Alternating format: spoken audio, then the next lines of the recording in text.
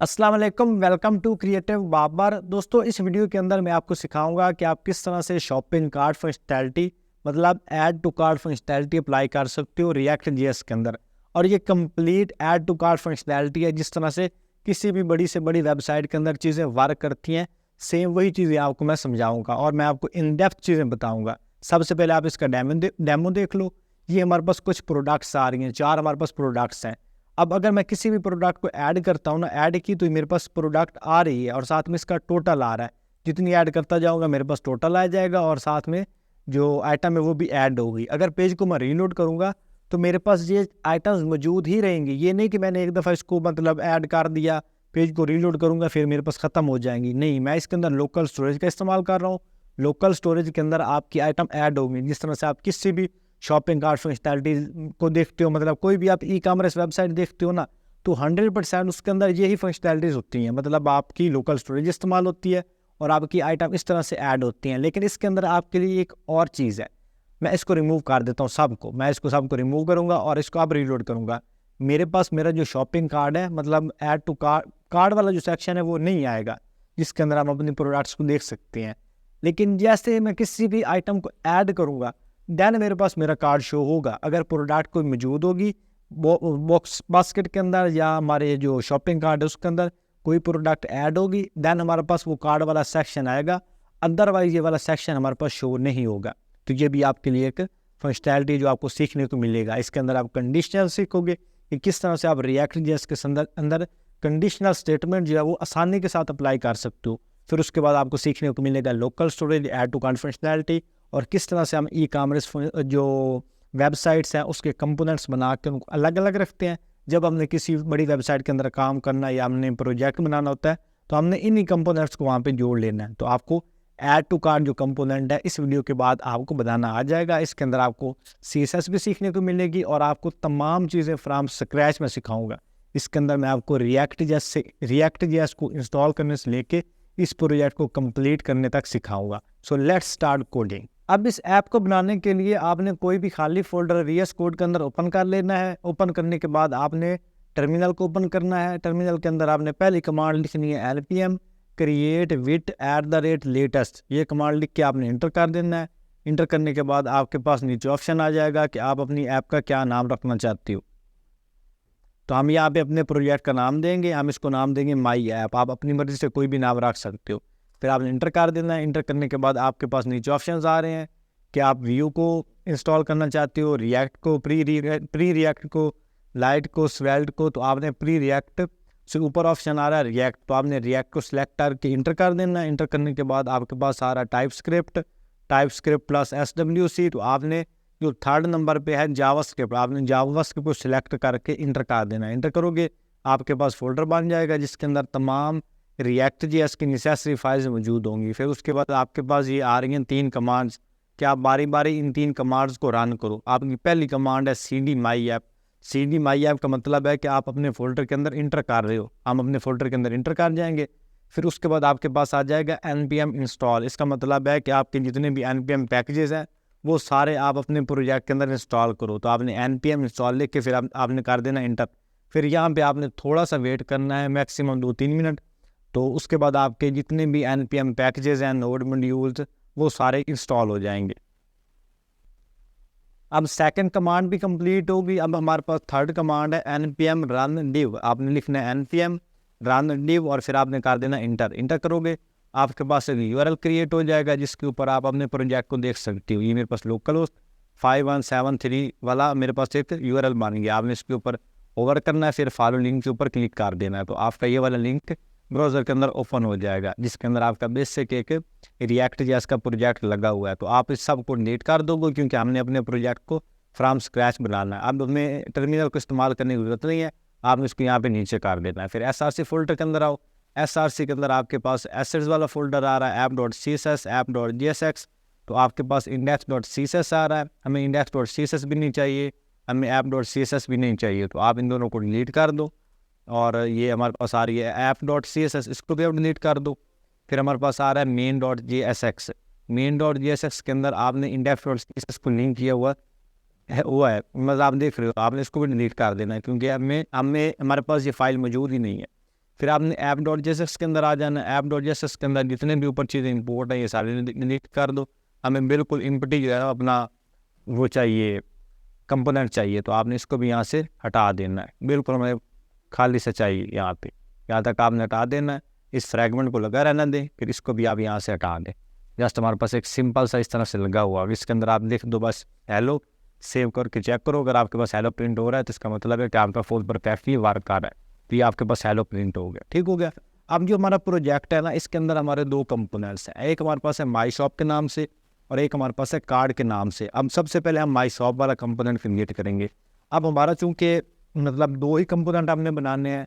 अब ये एसेट वाला फोल्डर आपको नजर आ रहा है, इसको आप डिलीट कर दो क्योंकि हमें इसकी भी जरूरत नहीं है। हमने अपने प्रोजेक्ट को बिल्कुल क्लीन से रखना है। अब SRC के अंदर आपने फोल्डर क्रिएट करना है जिसको आप नाम दे दोगे कंपोनेंट्स।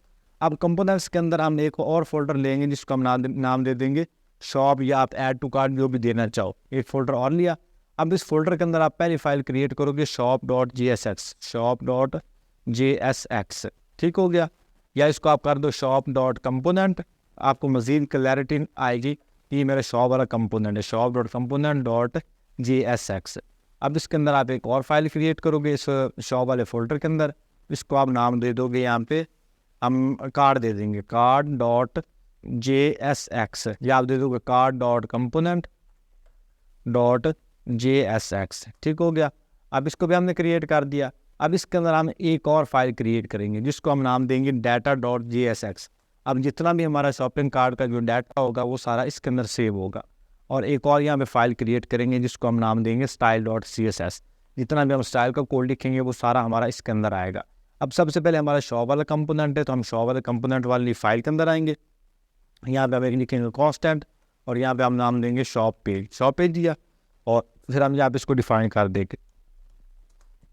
इसके रिटर्न के अंदर आएंगे और रिटर्न के अंदर हम यहाँ पे लगा देंगे माई शॉप। H1 का एक टैग लेंगे, इसके अंदर हम लिख देंगे माई शॉप। जस्ट अब हमने अपने कंपोनेंट को जो पेज है उसके अंदर शो करवाना है, और यहाँ से हम इसको कर देंगे एक्सपोर्ट डिफ़ॉल्ट, और डिफ़ॉल्ट के अंदर हम शॉप पेज कर देंगे। ठीक हो गया। अब इस शॉप पेज को हमने इंक्लूड कर लेना है ऐप.jsx के अंदर, तो हम यहाँ पे लिखेंगे शॉप पेज, तो ऑटोमेटिकली मेरे पास ये URL बन जाएगा। जस्ट हमने इंटर करना और ये मेरे पास बन गया। Import shop page from component वाला फोल्डर, उसके अंदर से शॉप वाला फोल्डर, फिर हमारे पास फाइल है shop.component, और जहाँ पे हेलो आ रहा है ना, इंस्टेड ऑफ हेलो आप अपने इस कंपोनेंट को यहाँ पे लगा दो। कि यहाँ पे हमने अपने कंपोनेंट को लगा दिया। अब सेव करके अगर चेक करेंगे तो मेरे पास माई शॉप आ गया। ठीक हो गया। यहाँ तक आपको समझ आ गई। अब उसके बाद हमारा होना डाटा। अब डाटा सिंपल से आपने data.jsx फाइल के अंदर आ जाना है। यहाँ पे आपने एक लेनी है कॉन्स्टेंट। अब हमारा जो डाटा है वो हमने लेना है JSON फॉर्मेट के अंदर, तो हम यहाँ पे एक वेरिएबल क्रिएट कर लेंगे। फिर इसके अंदर हम ये लेंगे बड़ी ब्रैकेट्स, और इसके अंदर हम यहाँ पे करली ब्रैकेट्स। हमारा डाटा होगा JSON फॉर्मेट के अंदर, और हमारा होगा ऑब्जेक्ट्स की सूरत में। तो ऑब्जेक्ट्स की सूरत में इस तरह से हम डाटा लेते हैं। तो ID सबसे पहले ID इसके हम दे देंगे 1, फिर उसके बाद हम इसको दे देंगे टाइटल, कि टाइटल इसका कौन सा हो। अब टाइटल के अंदर आप कुछ भी दे सकते हो। आपने इस तरह से लिखना होता है कि आपकी पहली होती है की, फिर उसके बाद होता है वैल्यू। ये जो आपको ID नज़र आ रही है ना, ये है आपकी की। जो आपको टाइटल नज़र आ रहा है ये भी आपकी है की। अब एक जो है वो ID की वैल्यू है, और जो टाइटल है उसके अंदर हम टाइटल देंगे माई बुक। अब पहले मेरे पास प्रोडक्ट होगी माई बुक, तो हम यहाँ पे इस तरह से स्ट्रिंग लिखते हैं, उस तरह से हम लिख देंगे माई बुक। फिर इससे बाहर आपने आ जाना, फिर कॉमा लगा के फिर नीचे, फिर हम इसको अगेन एक की देंगे, उसको हम नाम देंगे प्राइस। अब प्राइस हम इसको दे देंगे 100, फिर हम कॉमा लगाएंगे, फिर इसके नीचे हम दे देंगे डिस्क्रिप्शन या डिटेल्स, तो हम दे देंगे DESC, इसका मतलब है डिस्क्रिप्शन। और इसके अंदर हम लिखेंगे this is my best book, this is my best book. आप कोई भी डिटेल लिखना चाहो लिख सकते हो। अब ये हमारा एक मतलब कार्ड की आइटम बन गई, एक हमारा कार्ड बन गया, या आप इसको बोल सकते हो एक हमारे पास शॉपिंग आइटम बन गया। अब इसको आप कॉपी करो, कॉपी करने के बाद अगेन पेस्ट करो। अब इसकी ID आप कर दो यहाँ पे 2, और इसकी बुक का जो टाइटल है वो आप कर दो माई बुक 2। अब इसके अंदर आप बुक सेल करना चाहो, कोई और प्रोडक्ट लगाना चाहो, मतलब ये आपके ना प्रोडक्ट की डिटेल्स हैं। अब इसकी प्राइस यहाँ पे आप कर दो 200। ठीक हो गया। बाकी डिस्क्रिप्शन ऐसे ही रहने दो। फिर अगेन हमने थर्ड की दी, और थर्ड को भी सेम इस तरह से ID इसके हम 3 कर देंगे, माई बुक 3। आप अपनी मर्जी से कोई और किताब का नाम रख सकते हो, और इसकी प्राइस में कर देता हूँ यहाँ पे 50। और फिर यहाँ पे हम इसकी डिस्क्रिप्शन से सेम ही रहने देंगे। फिर हम इसके अंदर एक चौथी प्रोडक्ट क्रिएट कर देंगे। चौथी प्रोडक्ट क्रिएट की, इसके अंदर हम ID इसकी चेंज कर देंगे, टाइटल इसका हम कर देंगे माई बुक 4, और फिर इसकी जो प्राइस है वो हम कर देंगे 150। फिर डिस्क्रिप्शन नीचे आ रही है, this is my best book. ठीक हो गया, यहाँ तक आपने कर दिया। अब लास्ट पे ये कॉमा आ रहा है, इसको आप चाहे हटा दो या लगा रहने दो, इससे कोई फ़र्क नहीं पड़ता। फिर आप यहाँ पे कर दो इसको एक्सपोर्ट डिफ़ॉल्ट, और डिफ़ॉल्ट के अंदर आप कर दो अपने डाटा वाला जो वेरिएबल है इसको आप यहाँ से डिफ़ॉल्ट एक्सपोर्ट कर दो। अब ये जो डाटा है इसको आप आ जाओ शॉप जो कंपोनेंट है उसके अंदर, आप यहाँ पे डाटा लिखोगे, आपके पास नीचे आ जाएगी ये वाली मतलब कंपोनेंट आ जाएगा कि आपका ऊपर से इंपोर्ट हो गया। अब दोस्तों इसके अंदर ना जब भी आपका डाटा होता है जिस फॉर्मेट के अंदर या आपका ऑब्जेक्ट की सूरत में होता है, जिस तरह से आपको नज़र आ रहा है, तो आपने उस डाटा को मैप करना होता है। अब डाटा को मैप करने के लिए हम जहाँ पे जिस तरह से नॉर्मली डाटा को मैप करते हैं प्योर जावास्क्रिप्ट के अंदर, सेम उसी तरह से करेंगे, लेकिन इसमें हमारा थोड़ा सा सिंटैक्स अलग होगा। लेकिन इसके अंदर मैं पहले करता हूँ एक सेक्शन लगा लेता हूँ ताकि मेरे साथ में HTML और CSS भी चलती रही। आपने यहाँ पे सेक्शन का टैग लेना है और यहाँ पे सेक्शन, और सेक्शन को आपने नाम क्लास दे देनी है शॉप दी। अब इस शॉप के अंदर हम लेंगे एक और डिव जिसको हम क्लास लगा देंगे कंटेनर, और कंटेनर के अंदर हम एक और लेंगे H1 का टैग जिसके अंदर हम टाइटल इसको देंगे दिस इज़ माई शॉप। ठीक हो गया, अब ये टाइटल आ गया। अब टाइटल के नीचे एक और डिव लेंगे जिसको हम क्लास लगा देंगे शॉप। अब एक हमारे पास सेक्शन है शॉप के नाम से, एक हमारे पास क्लास है शॉप के नाम से। फिर इसके अंदर हम यहाँ पे करली ब्रैकेट्स। अब हमारा जो ऊपर से डाटा आ रहा है ना इसको मैप करेंगे, डाटा वेरिएबल का नाम लिखेंगे डॉट मैप। मैप का मतलब है कि जितना भी वो डाटा है ना उसको हम इसके अंदर स्टोर करवा रहे हैं, ये शो करवा रहे हैं। अब मैप के अंदर आप अगेन दोगे यहाँ पे छोटी ब्रैकेट्स, और फिर हम यहाँ पे इसको आइटम, पहला इसको हम एट्रीब्यूट पास करेंगे आइटम, सेकंड इसको हम पास करेंगे की, ये इसकी की होगी। फिर इसके अंदर आपने आ जाना, फिर आपने यहाँ लगाना इक्वल का साइन, फिर आपने यहाँ पे लगाना ये ग्रेटर दैन, मतलब जिस तरह से आप एरो फंक्शन लिखते हो। अब उसके बाद आपने क्या करना, आपने यहाँ पे लेने हैं ये छोटी ब्रैकेट्स प्रिंसेस। आप यहाँ पे करली ब्रैकेट नहीं लोगे, एरो फंक्शन जब हम लगाते हैं तब हम लगाते हैं करली ब्रैकेट्स, लेकिन जब आप डाटा को मैप कर रहे होगे तब आपने ये जो छोटी ब्रैकेट्स हैं प्रिंसेस हैं वो आपने लगाने हैं, अगर अदरवाइज ये आपका काम नहीं करेगा। फिर आप इसके अंदर डिव लो और यहाँ पे आपने डिव को क्लोज कर दिया और आपके एरर जो है वो ख़त्म हो जाएंगे जैसे आप डिव को क्लोज करोगे। ये डिव क्लोज हुई और आपके एरर ख़त्म हो गए। फिर इसके अंदर आप इसको क्लास दोगे। अब ये चूँकि हमारे पास आइटम है तो हम इसको देंगे यहाँ पे आइटम। फिर इसके नीचे हम इसको दे देंगे, मतलब इसको हमें की भी पास कर देंगे। तो यहाँ पे मैं इसको देता हूँ की, और की के अंदर मैं इसको की वैल्यू पास कर देता हूँ। की क्या है, इसकी ID होगी। ठीक हो गया। अब उसके बाद H2 का टैग, H2 के टैग के अंदर हम देंगे आइटम, और आइटम का जो वहाँ पे नाम है आइटम डॉट टाइटल इसके अंदर पास कर दिया। फिर इसके नीचे डिस्क्रिप्शन, तो पी के टैग के अंदर हम देंगे इसको यहाँ पे आइटम और आइटम डॉट डिस्क्रिप्शन। ठीक हो गया। फिर इसके नीचे हम देंगे प्राइस के लिए हम यहाँ पे लेंगे स्पैन का टैग, और इसके अंदर हम लिख देंगे प्राइस, यहाँ पे डबल कोलन और फिर यहाँ पे करली ब्रैकेट्स, इसके अंदर आइटम डॉट प्राइस। ठीक हो गया। इसके अंदर हमने प्राइस जो है वो प्रिंट करवा दी। अब इसके नीचे हम एक लेंगे बटन का टैग, ताकि हमने इसको ऑन मतलब ऐड भी करना है ना, तो इसके बटन के अंदर हम टैक्स देंगे ऐड टू कार्ड। तो यहाँ पे हम बटन के टैग को क्लोज भी कर देंगे। ठीक हो गया। इसके अंदर आप इसको टैक्स दे देंगे ऐड टू कार्ड, यहाँ पे सिंपली ऐड टू कार्ड हो गया। अब इस बटन के ऊपर हमने क्लिक लगाना है, ऑन क्लिक के ऊपर कि जब इसके ऊपर क्लिक किया जाए तो हमारा एक फंक्शन जो है वो चल जाए। हम यहाँ पे ऑन क्लिक के ऊपर एक फंक्शन भी डिफाइन कर देंगे। यहाँ पे इस फंक्शन को हम नाम देंगे ऐड प्रोडक्ट। ठीक हो गया। अब ऐड प्रोडक्ट के अंदर हम ये जो ऊपर आइटम आ रही है इस पूरी आइटम को पास कर देंगे। मतलब अब इस आइटम के अंदर जितने भी डिटेल्स हैं, मतलब इसका नेम है, टाइटल है, डिस्क्रिप्शन है, प्राइस है, वो सारी इसके अंदर पास होगी। क्योंकि ये आइटम इसी को रिप्रेजेंट कर रहा है। जब भी हम क्लिक करेंगे तो जितनी भी ये डिटेल्स होंगी इस फंक्शन के अंदर, इस फंक्शन के एज मतलब पैरामीटर ये इसके अंदर पास हो जाएगा। अब देखिए इसको ऊपर होवर करता हूँ तो ऊपर हमारे पास आ रहा है parameter, ID, number, title, price और डिस्क्रिप्शन, ये सारा कुछ आ रहा है। ठीक हो गया।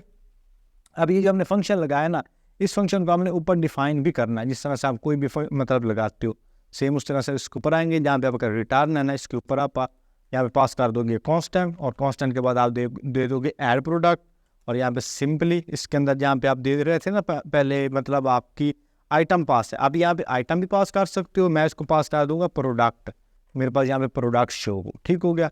और मैं यहाँ पे एक अलर्ट लगाता हूँ, और अलर्ट के ऊपर ये प्रोडक्ट, और प्रोडक्ट का सेम उस तरह से ID या टाइटल जो भी मैं प्रिंट करवाना चाहूँ, मैं टाइटल को प्रिंट करवाऊँगा।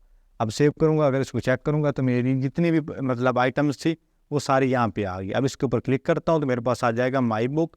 अगर लास्ट वाले के ऊपर क्लिक करता हूँ मेरे पास आ रहा है माई बुक 4, मतलब जो इस आईडी, जो इसकी आईडी है, जो इसकी प्रोडक्ट की डिटेल्स हैं वो सारी इसके अंदर मौजूद हैं। जैसे हम क्लिक करते हैं तो वो वाली डिटेल हमारे पास शो हो जाती हैं। अब यहाँ तक आपको समझ आ गई कि किस तरह से हम इसको क्रिएट कर रहे हैं। अब इसको हम चाहे तो पहले स्टाइल भी कर सकते हैं, लेकिन स्टाइल करने से पहले मैं चाहता हूँ कि हम इसको लोकल जो हमारे पास है ना, मतलब लोकल स्टोरेज, उसके अंदर हम इसको स्टोर करवा दें। उसको स्टोर करवाना बिल्कुल सिंपल सा है। सिंपली इसके अंदर आप अगेन एक कांस्टेंट लो और कांस्टेंट को आप नाम दे दो न्यू प्रोडक्ट्स, और फिर आप इसको इक्वल करो, यहाँ पे कर्ली ब्रैकेट्स लो, फिर इसके अंदर डॉट डॉट, और यहाँ पे आप लिख दो न्यू प्रोडक्ट्स की बजाय बल्कि आप लिख देंगे प्रोडक्ट्स, ताकि जितने भी प्रोडक्ट्स हैं वो सारे इसके अंदर स्टोर हो जाएंगे। फिर हम यहाँ पे लिख देंगे काउंट किया, और काउंट हम करेंगे 1, मतलब जब भी हम इसके ऊपर क्लिक करेंगे जितने भी सारे प्रोडक्ट्स हैं वो सारे इसके अंदर ऐड होंगी, लेकिन उसको काउंट करेगा 1। ठीक हो गया। फिर इसके ऊपर हम एक लगा देंगे, एक कांस्टेंट हम लगाएंगे और इसको हम नाम देंगे माई प्रोडक्ट्स यहाँ पे, क्योंकि इसके अंदर हमने यूज स्टेट का इस्तेमाल करना है, माई प्रोडक्ट्स। और फिर हम इसको कर देंगे set my products.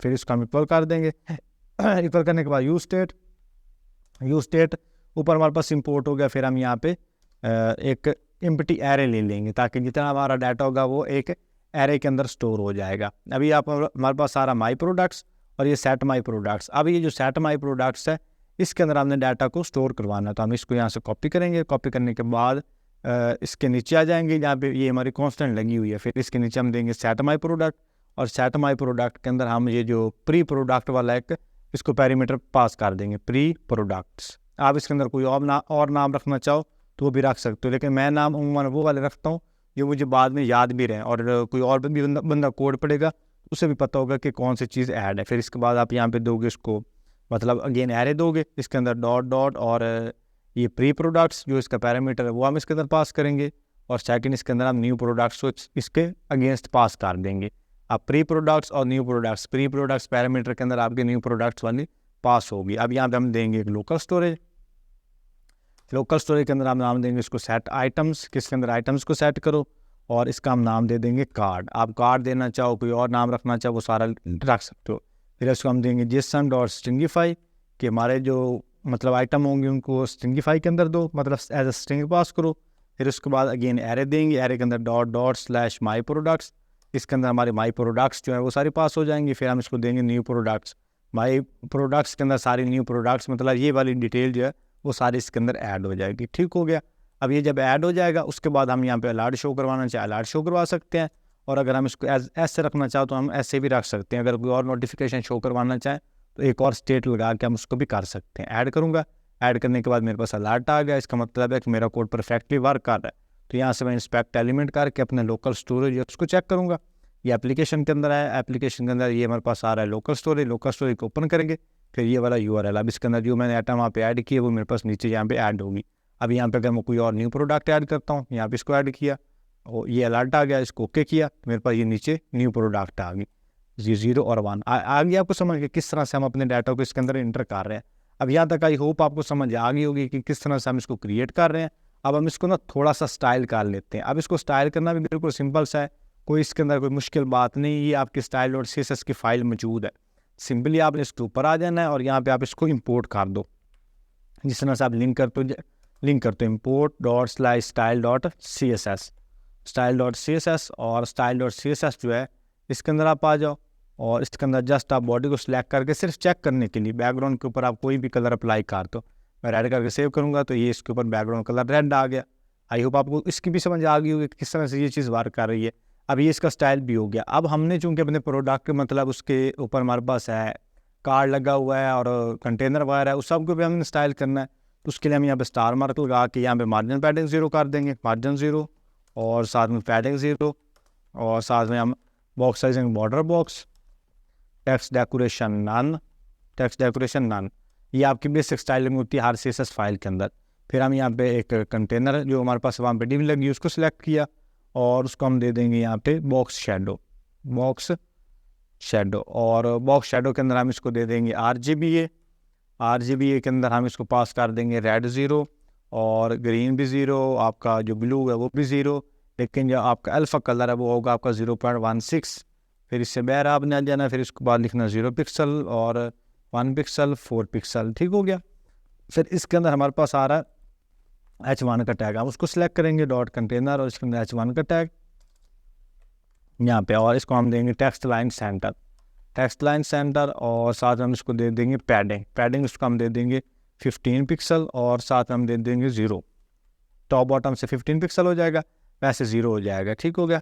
Background colour इसको हम मार देंगे ग्रीन ताकि थोड़ा सा हमारे पास अच्छे से मतलब स्टाइलिश सा हो, और फॉन्ट कलर इसका हम कर देंगे वाइट। सेव करेंगे और चेक करेंगे मेरे पास इस तरह से आ गया, दिस इज़ माई शॉप, ठीक हो गया। उसके बाद हमारे पास इसके अंदर एक डिव लगी हुई है शॉप के नाम से, तो हम उसको लेंगे, तो हम यहाँ पे सिलेक्ट करेंगे डॉट शॉप को, और डॉट शॉप हमारे पास 2 है, एक हमने सेक्शन को लगाई हुआ है और एक हमने लगाया हुआ है अपने जो डिव है उसको। तो हम यहाँ पे शॉप को सिलेक्ट करके इसको हम एक दफ़ा डिस्प्ले कर देंगे फ्लैक्स, डिस्प्ले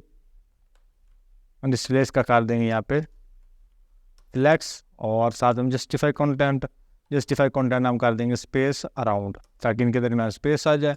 विड्थ हम इसको कर देंगे 100% और साथ में मार्जिन पैडिंग इसको हम कर देंगे 0, मार्जिन 0 और ऑटो, ताकि इसका मतलब कंटेंट हमारे पास सेंटर में रहे। फ्लैक्स रैप इसका हम कर देंगे कि रैप हो। फिर उसके बाद हम इसको देंगे यहाँ पे गैप इसको हम देंगे 20 पिक्सल का, और साथ में हम दे देंगे पैडिंग, यहाँ पे पैडिंग इसको हम दे देंगे 15 पिक्सल। सेव करेंगे और अगर इसको चेक करेंगे कुछ इस तरह से हमारे पास हमारी प्रोडक्ट्स आ रही हैं। फिर इसके नीचे हमारे पास ये जो प्रोडक्ट्स आ रही हैं इनको हमने क्लास लगाई हुई है आइटम, हम इसको स्टाइल करेंगे, तो यहाँ पे इसको स्टाइल किया, इसके अंदर हम सिलेक्ट करेंगे डॉट आइटम को और इसको आइटम नॉट कंटेनर आइटम, और आइटम को हम कर देंगे फ्लैक्स इसका हम कर देंगे 45%, ठीक हो गया। और फिर बॉक्स शेडो इसके ऊपर हम अप्लाई कर देंगे बॉक्स शेडो ना मेरे पास ऑलरेडी लगे हुए हैं, तो मैं ये जो मेरे पास यहाँ पे अप्लाई है इसको हम लगा लेते हैं। वैसे तो बॉक्स शेडो के लिए अलग से एक मेरे पास वेबसाइट है, उसका लिंक है, वहाँ पे बहुत बेहतरीन बॉक्स शेडो लगे हुए हैं ऑलरेडी, तो उनको भी हम कर सकते हैं, लेकिन मैं इसको इसी को लगा दूँगा। फिर पैडिंग इसके ऊपर हम अप्लाई कर देंगे 30 पिक्सल, ना 3 पिक्सल 30 पिक्सल। सेव करके चेक करेंगे तो हमारे पास कुछ इस तरह से हमारे जो प्रोडक्ट्स हैं वो आ रही हैं। फिर इसके अंदर हमारे पास आ रहा है H2 का टैग और P का टैग, उसको भी हम स्टाइल कर लेते हैं। तो सिंपली यहाँ तक हम आइटम को स्टाइल करेंगे, फिर इसके अंदर आएंगे, फिर इसके अंदर हम सेलेक्ट करेंगे H2 को, इसको हम कर देंगे टेक्स्ट ट्रांसफॉर्म इसका हम कर देंगे कैपिटलाइज। फिर इसके नीचे हम डॉट शॉप के अंदर डॉट आइटम और आइटम के अंदर P का टैग, P के अंदर हम इसको कर देंगे पैडिंग इसका हम कर देंगे 10 पिक्सल और 0। फिर इसके नीचे आ जाएंगे डॉट शॉप और शॉप के अंदर डॉट आइटम और आइटम के अंदर स्पैन का टैग, जो स्पैन का टैग है उसको हम कर देंगे डिस्प्ले ब्लॉक और साथ में हम कलर कर देंगे ग्रीन, ठीक हो गया, ग्रीन कर दिया। और अब इसको चेक करेंगे तो मेरे पास कुछ इस तरह से आ गया। अभी ये प्राइस जो है ना इसके साथ मैं डॉलर वाला साइन जो है वो लगा देता हूँ ताकि मतलब शो हो कि एक्चुअल में ये प्राइस ही है। आप इसको मज़ीद मतलब बनाना चाहो तो इसके अंदर आप कर सकते हो, मतलब जो आपका डॉलर का साइन है ना उसको आप लिख दो दूसरे के अंदर, किसी और एक स्पैन के टैग के अंदर उसका कलर और उसका स्टाइल वगैरह चेंज कर दो, लेकिन मैं इसको ऐसे ही रखूँगा। फिर उसके बाद आपने अगेन आ जाना स्टाइल और सीएसएस के अंदर। फिर इसके नीचे हमारे पास जो बटन का टैग है ना हम उसको भी स्टाइल कर लेंगे, तो हम यहाँ पे जो बटन का टैग उसको सिलेक्ट करेंगे और बटन के अंदर बटन को हम दे देंगे विड्थ, ताकि मेरे पास बटन जो एज अ ब्लॉक हो, तो मैं विड्थ इसको दूंगा 100%। साथ में हम इसको दे देंगे मार्जिन हम इसको देंगे 20 पिक्सल, टॉप बॉटम से लेफ्ट राइट से 0 और पैडिंग इसको हम कर देंगे 10 पिक्सल ताकि थोड़ा सा मेरे पास बटन चौड़ा हो। बॉर्डर इसका हम कर देंगे 1 पिक्सल और सॉलिड और साथ में हम इसको कर देंगे बैकग्राउंड कलर इसका हम कर देंगे ग्रीन ताकि मेरे पास सब्ज कलर का बटन हो।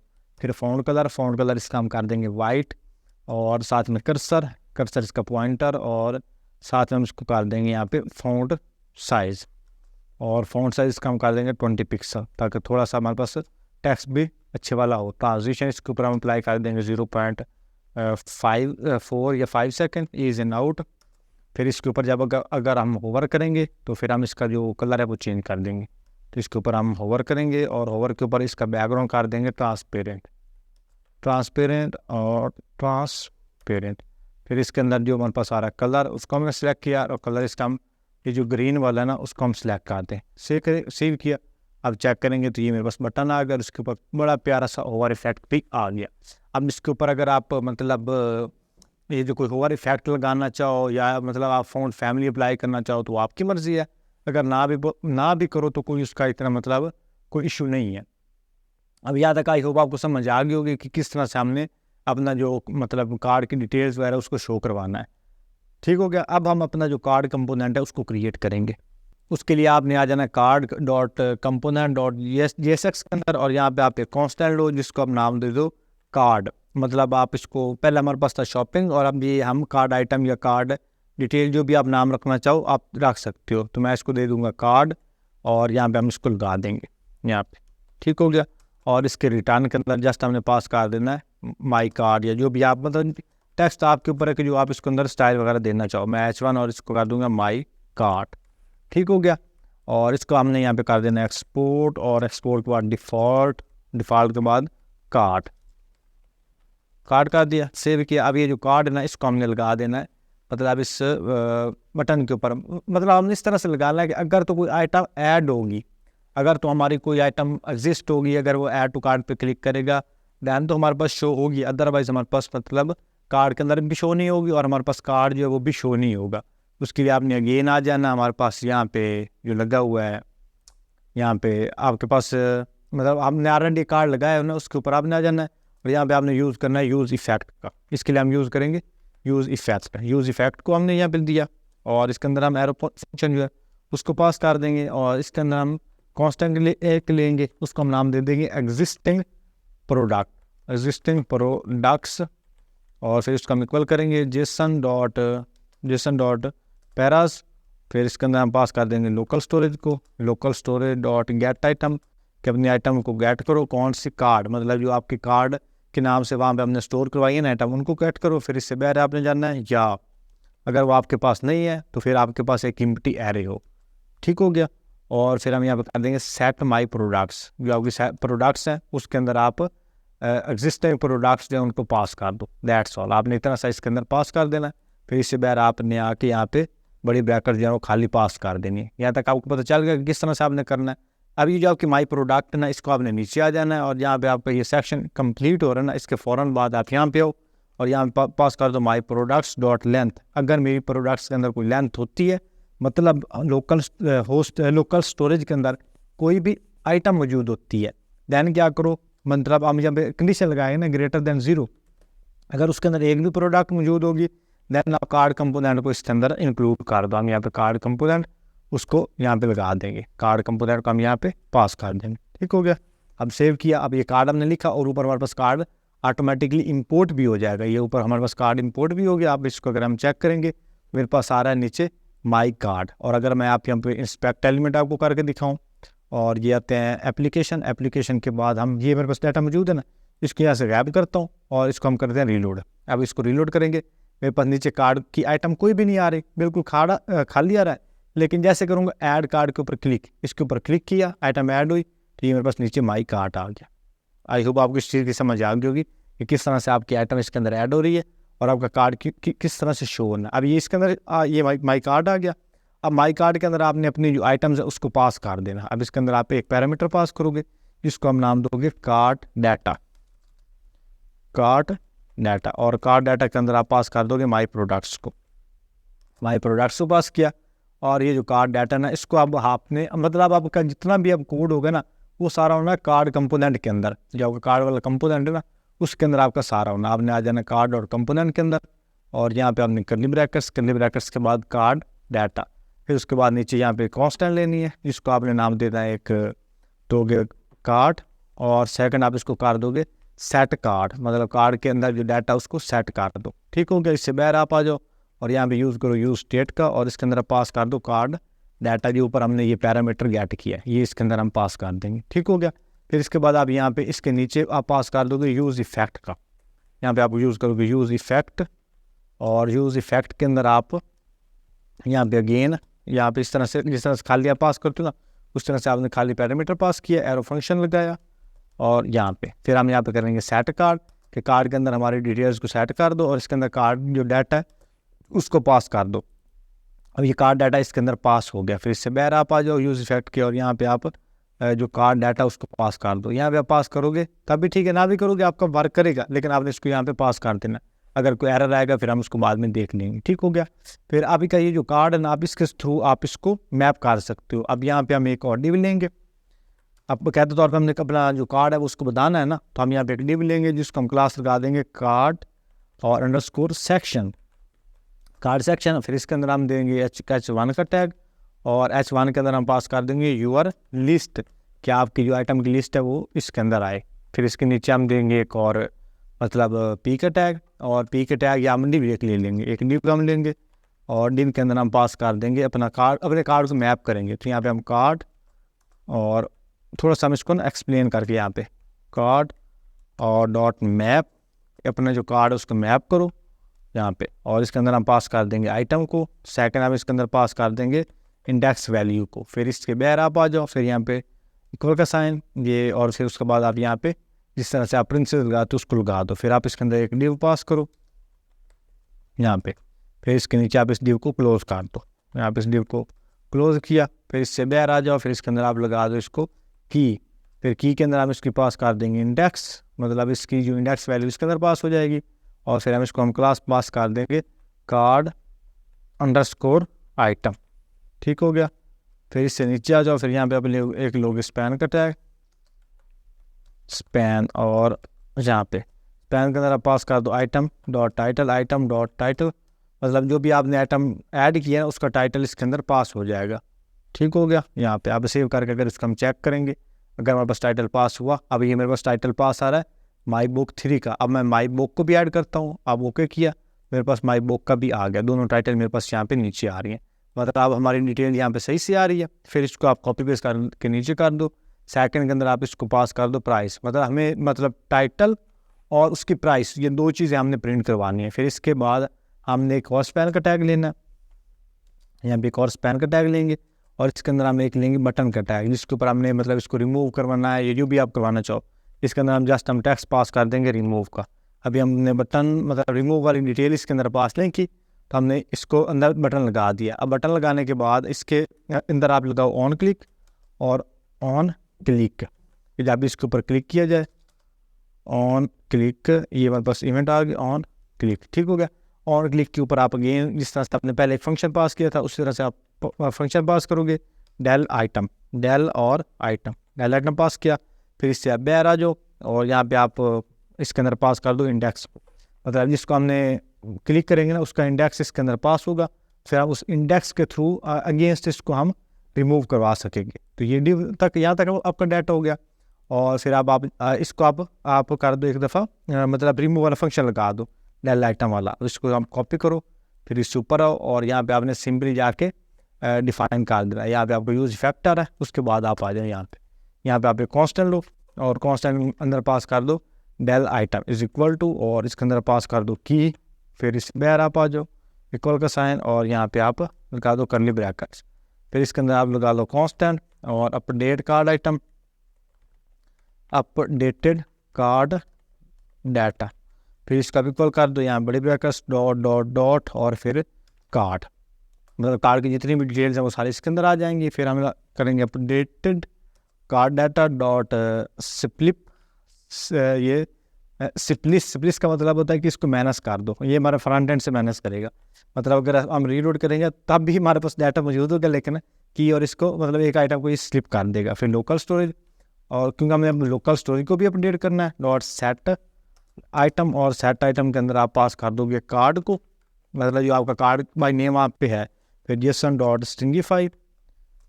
स्ट्रिंगीफाई और अपडेटेड कार्ड, इसके अंदर हम अपडेट कर देंगे, क्योंकि एक आइटम को हमने स्लिप करना है, बाकी तो हमारी उसी तरह से मौजूद होनी है।